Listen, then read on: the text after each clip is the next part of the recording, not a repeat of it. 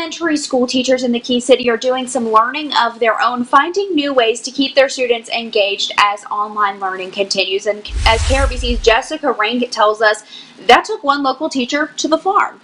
The big noses and the furry faces aren't Jane Voss's typical audience. You ready for story time again? When it comes time to crack open a book. The best audience ever.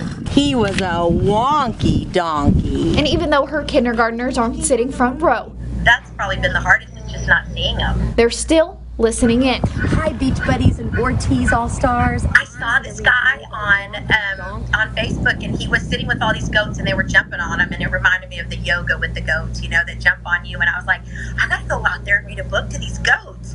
And so each week, instead of bringing her class to the farm, I'm gonna read the story Gregory the Terrible Eater. she brings the farm to her class. I'm gonna read you a story called The Dinky Donkey. I can read to them on an iPad and Zoom with them, but it's not this. I mean, it's just not the same as being right there. So I thought, well, this will be funny. They can actually look at the animals and hear them as we're reading a book. And while her students are enjoying it from home, I was walking down the road. so are those listening in person. It's just been fun watching her and how the animals react to her.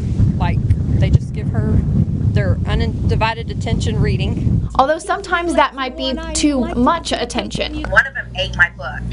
He literally tore it right off. But no matter the audience, the end goal remains the same. Anything that we can do to make them laugh and forget about what's happening in the world around them. Just remember our time, you know, that we did have together in our classroom was so fun. So I'm just trying to bring that back. Hee-haw. In Abilene, Jessica Rank, KRBC, Abilene's local news. The end.